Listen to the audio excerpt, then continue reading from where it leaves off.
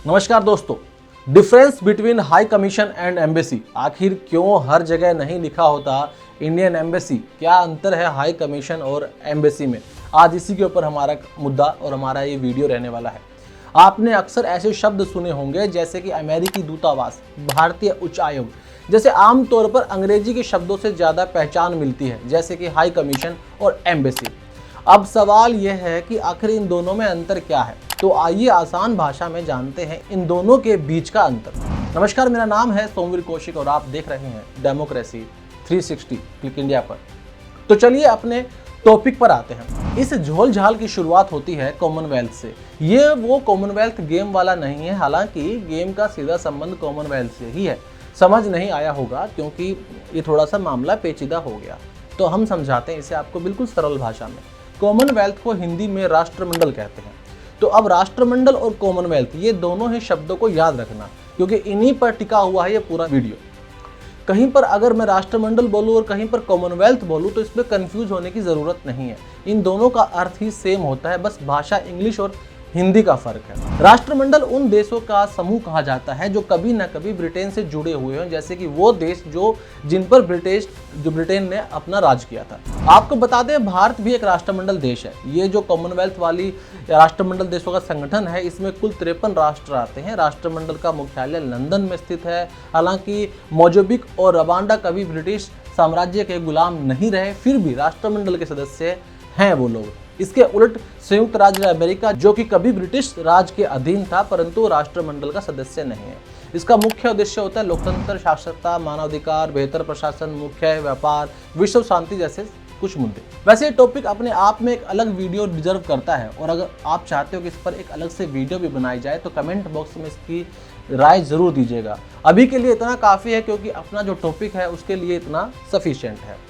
चलिए अब मुद्दे पर आगे बढ़ते हैं और जानते हैं कि आखिर क्या है डिफरेंस हाई कमीशन में और एम्बेसी में, यानी कि दूतावास में और उच्चायोग में। किसी देश में भारत का दूतावास और किसी देश में भारत का उच्चायोग होने की बात आप जानते होंगे, लेकिन इन दोनों का अपना अलग महत्व और अलग जिम्मेदारियां भी होती हैं।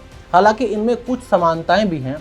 उच्चायोग और दूतावास को अब हम हाई कमीशन और एम्बेसी के रूप में समझेंगे, क्योंकि ये थोड़ा समझने में आपको आसानी करेगा। देखिए, ये दोनों ही राजनयिक होते हैं। दोनों की जिम्मेदारी देश का प्रतिनिधित्व करने की होती है। बता दें कि उच्चायोग के अधिकारी को उच्चायुक्त कहते हैं। यह पद किसी राष्ट्रमंडल देश में राजदूत के लिए इस्तेमाल किया जाता है, लेकिन इसे राजदूत नहीं कहेंगे। ये मैंने आपको बस सरलता से समझाने के लिए राजदूत जैसा एक वर्ड बोल दिया। थोड़ा और सरल भाषा में आते हैं। उच्चायोग एक राष्ट्रमंडल देश द्वारा दूसरे राष्ट्रमंडल देश में स्थापित एक राजनयिक मिशन है। उच्चायोग शब्द का उपयोग तब किया जाता है जब भेजने वाला और मेजबान देशों के बीच एक ऐतिहासिक संबंध होता है, जैसे कि ब्रिटिश साम्राज्य के पूर्व उपनिवेशक या क्षेत्र।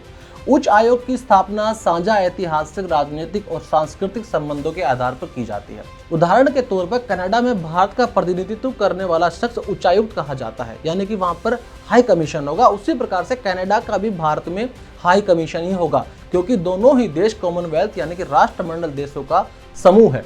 शायद अब आप हाई कमीशन को समझ गए होंगे। आइए अब एम्बेसी यानी दूतावास को भी थोड़ा सा समझ लिया जाए। एक दूतावास एक संप्रभु देश के दूसरे संप्रभु देश में राजनयिक मिशन का प्रतिनिधित्व करता है। इसकी स्थापना तब होती है जब दो स्वतंत्र राष्ट्र औपचारिक राजनयिक संबंध स्थापित करते हैं।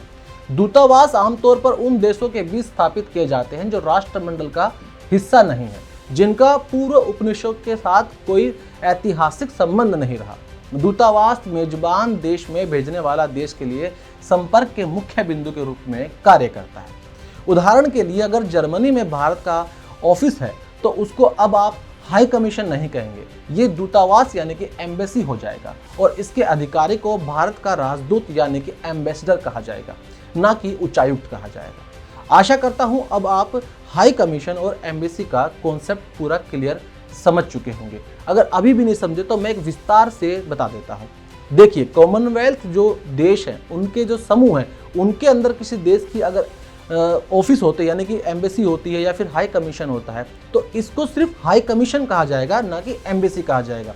जैसे कि उदाहरण मैंने पहले दिया, अगर मैं उदाहरण को थोड़ा बदल देता हूं तो भारत का अगर ऑफिस ब्रिटेन में है तो उसे एम्बेसी नहीं कहा जाएगा, उसे हाई कमीशन कहा जाएगा। और इसी प्रकार से ब्रिटेन का ऑफिस अगर भारत में है तो उसे भी दूतावास ना कहकर हाई कमीशन कहा जाएगा। लेकिन वहीं जर्मनी या अमेरिका में भारत का ऑफिस होता है या फिर उनका ऑफिस भारत में होता है तो इन्हें एम्बेसी कहा जाएगा, क्योंकि ये दोनों ही देश राष्ट्रमंडल देशों के समूह नहीं है। कभी अगर आपको इसको और बारीकी से जानना हो तो दिल्ली के चाणक्यपुरी इलाके में आप जाइए, कौटिल्य मार्ग पे आप जाइए, कौटिल्य मार्ग के आसपास तमाम एम्बेसीज हैं वहाँ पर, और वहाँ पर आप अच्छे से देख पाएंगे कि अमेरिका के सामने जहाँ एम्बेसी लिखा होगा तो वहीं कनाडा की एम्बेसी के सामने हाई कमीशन लिखा होगा। तो आशा करता हूँ एक बार फिर से आपको ये पूरा कॉन्सेप्ट समझ में आ गया होगा। कैसी लगी आपको ये वीडियो कमेंट बॉक्स में ज़रूर बताइएगा। और क्या कॉमनवेल्थ के ऊपर मुझे एक नई वीडियो बनानी चाहिए, क्योंकि कॉमनवेल्थ का डायरेक्ट संबंध हमारे स्वतंत्रता से भी जुड़ा हुआ है और हमारे देश के इतिहास से भी जुड़ा हुआ है। आखिर क्यों कॉमनवेल्थ की अध्यक्षता आज भी महारानी एलिजाबेथ करती रहती है और इसका महत्व क्या है, इन सभी बातों को अगर जानना है तो कमेंट बॉक्स में अपनी राय जरूर दीजिएगा। अब मिलते हैं अगले वीडियो में, तब तक के लिए बने रहिए मेरे साथ यानी क्लिक इंडिया के साथ। धन्यवाद।